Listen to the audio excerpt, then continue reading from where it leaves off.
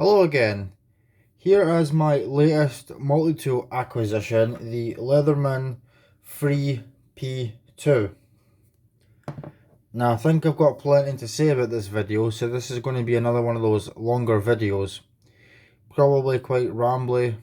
I'll probably go off topic a lot, so you know, go do whatever it is you got to do beforehand. Get yourself a cup of tea, whatever, because I reckon this video is going to be one of them that lasts 20 minutes. Although, to be honest, I'd be surprised if many people actually make it past 10 minutes on any of my videos. I'm sure there's one or two people, but nonetheless, I think the majority of people just cannot be bothered listening to me for that long. That's reasonable, I get it, but, you know, like I said, this is just a hobby. See, I'm at it already. So, the Free P2. I really do have quite mixed feelings on this. I'm just going to start off on the price because it just seems like a good starting point. Now, what the price is supposed to be is around £145 from the Leatherman website, which I think really it just comes straight from Whitby & Co. As far as I can tell, they're just the importer for Leatherman. When I bought it though, I only paid £85. I had said that usually when I buy knives and multi-tools, especially the more expensive ones, I just get them when they're on sale. I mean, I kind of liked the idea of buying this when I first saw it come out a couple of years ago. Just the price of them and the tool set. I mean, the prices are way up there and the tools seem to kind of be lacking, and it doesn't really offer anything too exciting. I mean, I think you're far better with a wave or a surge or a rebar, especially when you consider the price. I was going to get the free P4 as well at a later date. I don't think I'm going to do that after experiencing this. I'll get to that shortly if I remember. But it was on sale for like 2 days if you used the code, which that was months ago, so sorry.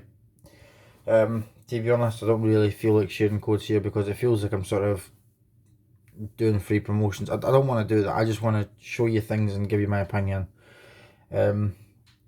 Although I do wish for you to find them at a reasonable price, but just that's not what I'm here to do. I'm just here to share my thoughts and promote knives, honestly.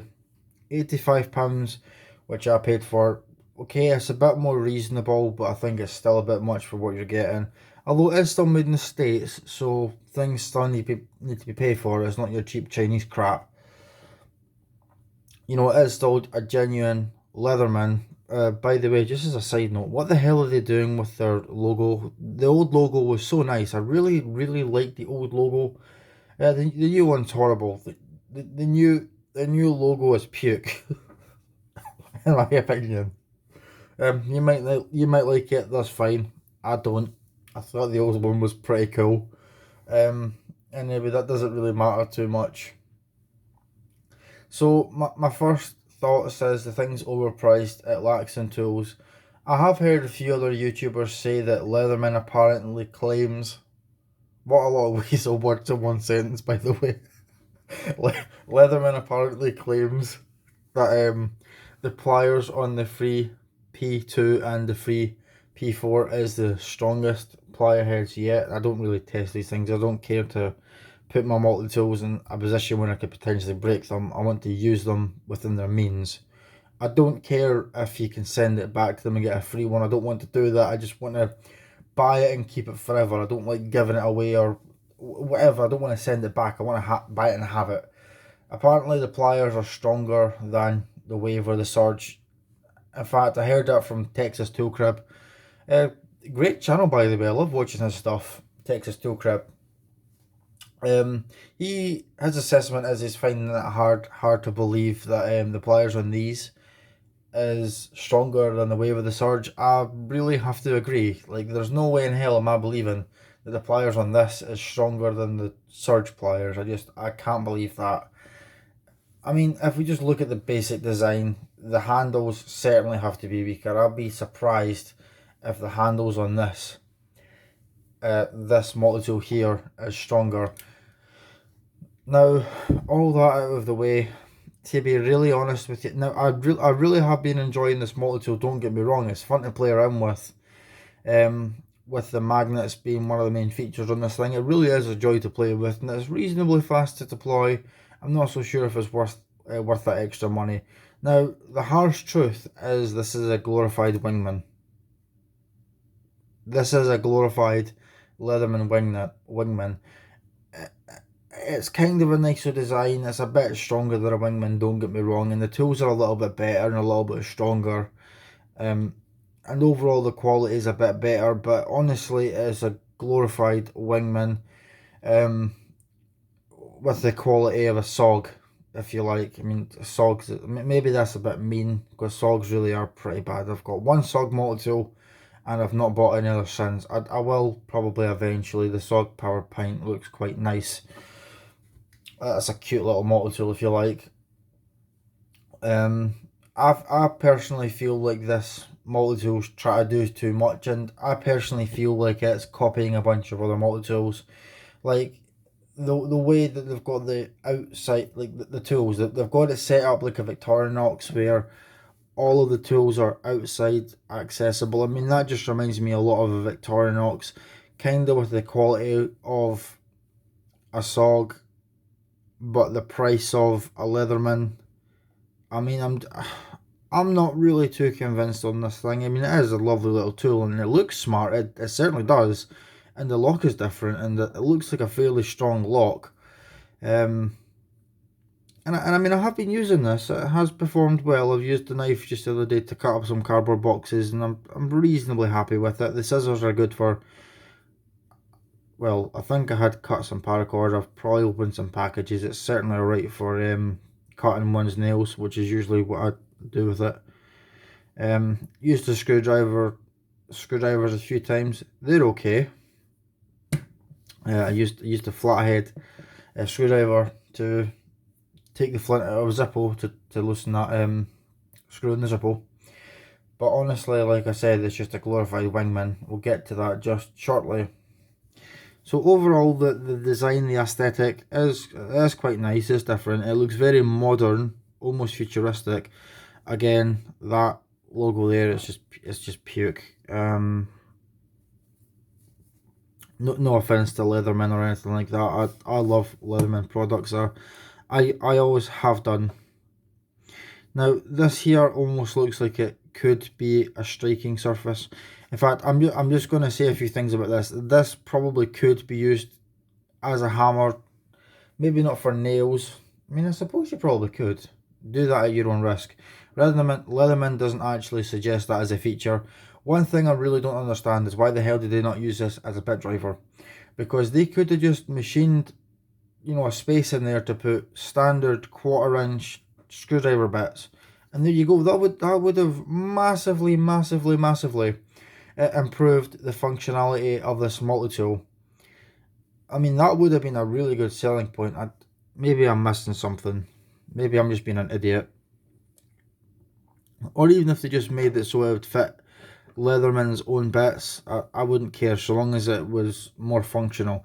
That's one of my main issues with this multi-tool, and I think a lot of people share that view, is the lack of a bit driver capability. I mean, that's the selling point for the Wave, the Surge. Those series of multi-tools is the bit driver. I mean, that's, to me, is why I would carry, say, a Wave or a Surge over a rebar, is the fact that they've got the, you know, changeable bits. Because a lot of the time now you're not dealing with Phillips or flathead. It's a lot of the time it's Torque or Allen. So it's nice to be able to have that as an option, which this does not have. Anyway, let's just have a look at the tool set. In fact, no, I forgot. We should continue looking at the construction. It does look quite nice. It does feel quite nice. It's kind of reflective there, as you could see. Engraving's not bad. Now, I do want to point this out for any modders out there who may not have this yet. It's just standard Torx, T10 I assume. It's not a security Torx, so you could just go into your toolbox and just take any old Torx bit, obviously, that fits. What I'm saying is it's not security, so you don't need the one with the little nipple in the middle. Just standard Torx, which is good. Which, I wonder why, because I don't imagine that Leatherman is all of a sudden approving of modifications. So take it apart at your own risk. I don't know if that avoids the warranty. Apparently it does. I've never really tested out the warranty and I don't ever want to have to. I kind of like the locks, but you already know my feelings on multi-tools that lock. It makes it difficult for people in countries where we've got stupid knife laws. That said, I have had it in my pocket when I went out walking and things like that. Usually in the woods. Quite an enjoyable little multi-tool. Other than the problems I've already mentioned. But don't worry, there's more problems. Like I said, the lock's kind of cool. It's different.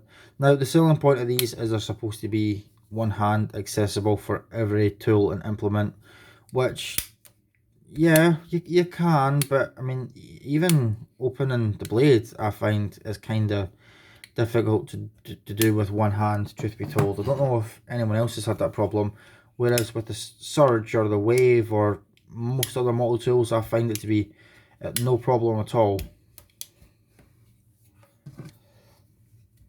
I mean, it can be done, of course. So you've got your combination straight and serrated edge, which of course it came reasonably sharp. I kind of like the serration. In fact, I do quite like the serrations. I'm 50-50 on combo edges, no pun intended. I mean, I suppose on a multi-tool is acceptable. What other tools do we have? And of course, to open it, there's no nail necks. You just push on these sort of little hooks here to open it up, and it's supposed to just fan out. So it is definitely one hand accessible.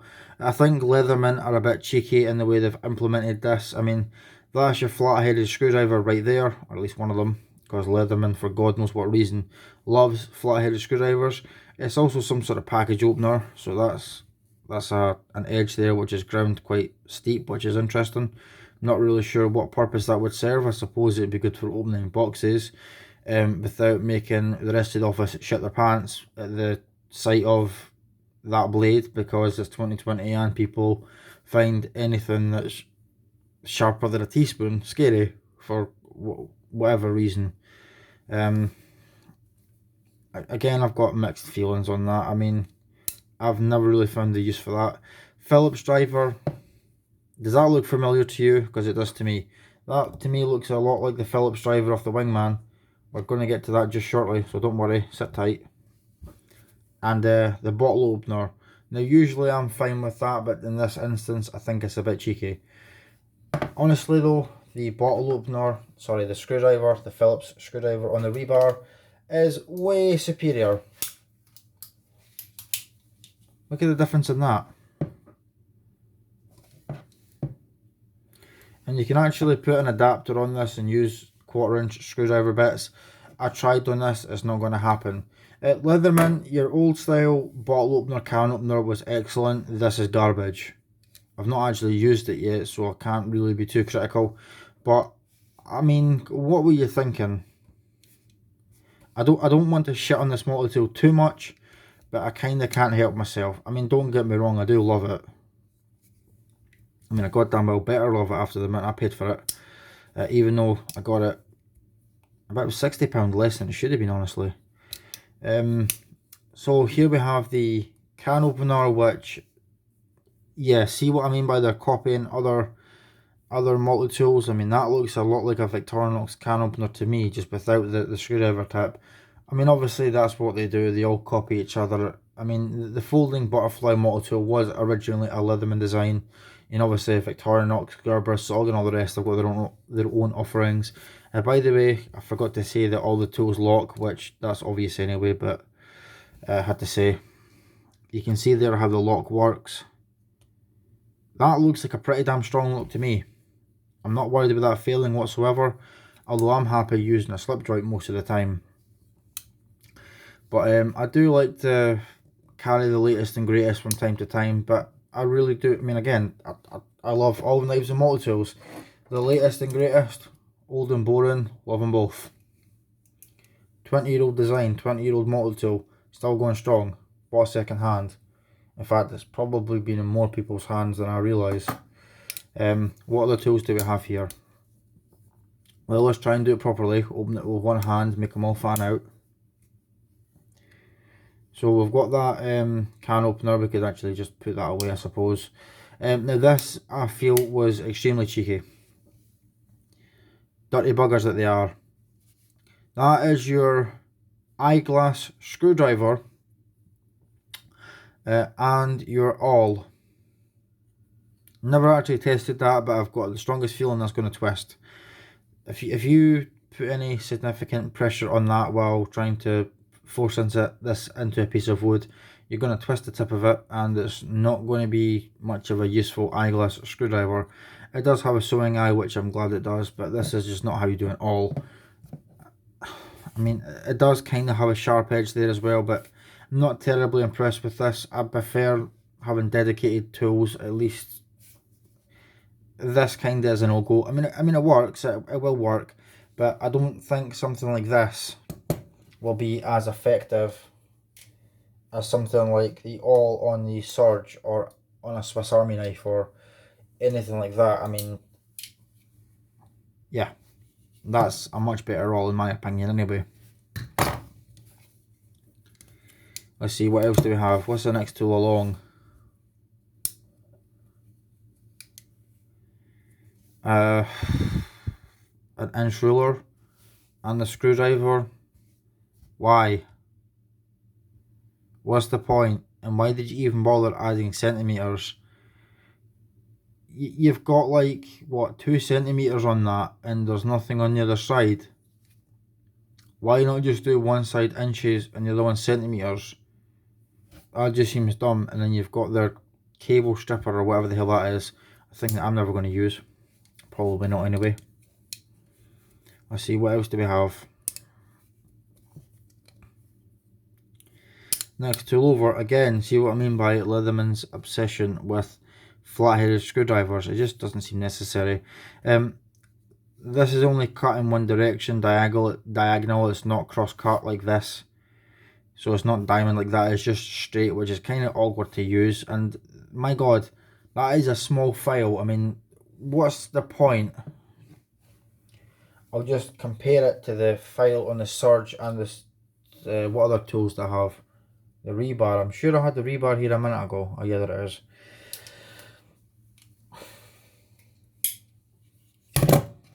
And I thought the file on the Surge was small.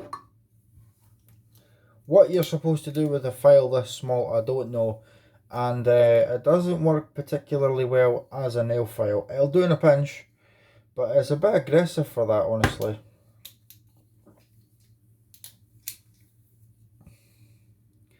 Honestly, for the money, I think you're actually better with a wave or a Surge. A wave or a super tool, sorry. Super tool? What am I on about? Rebar. And the final tool along is one of my more accepted tools, if you like. I think they did a good job on this.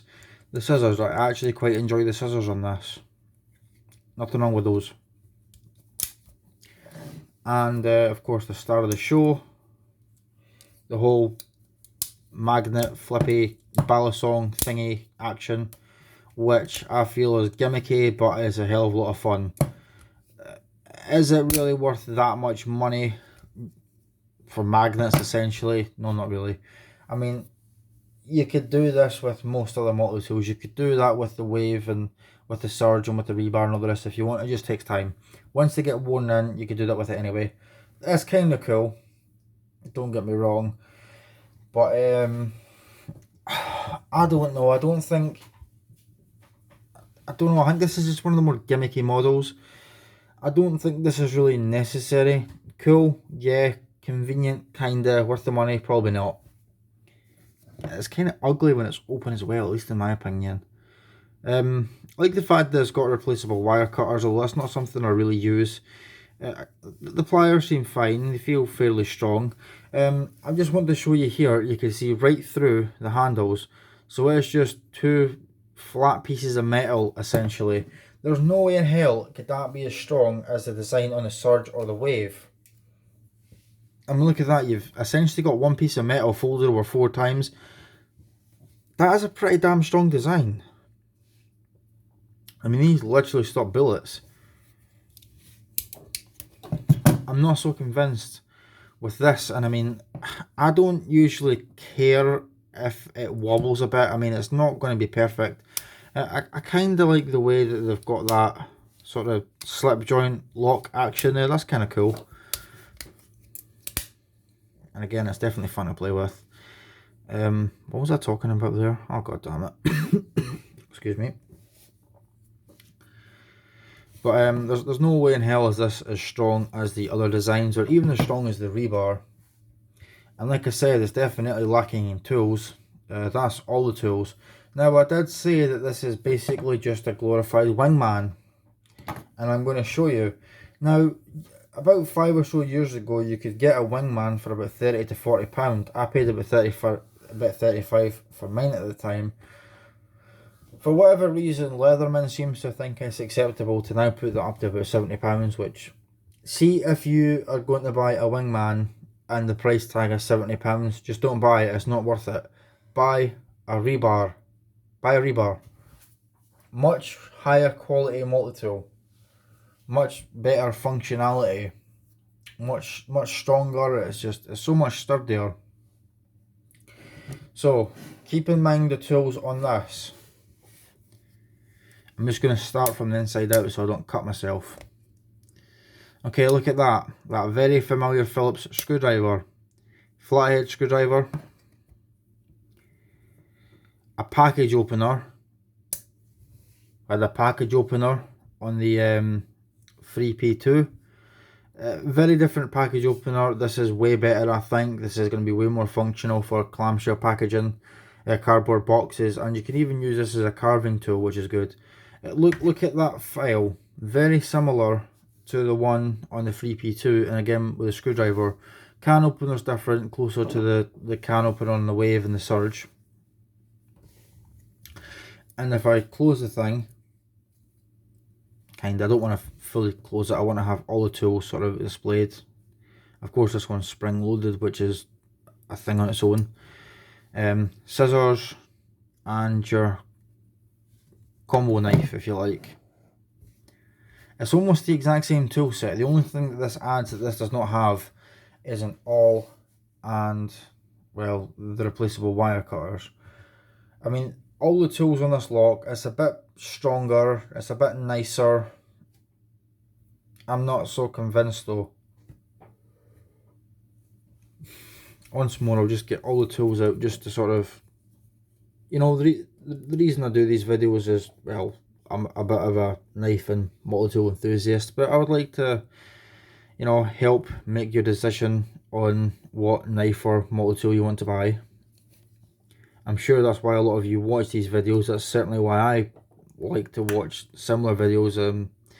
Whenever I go to buy a knife or a multi-tool, I'll look it up on YouTube for a little while first. So that's why I do this. Have a look. Same tool set.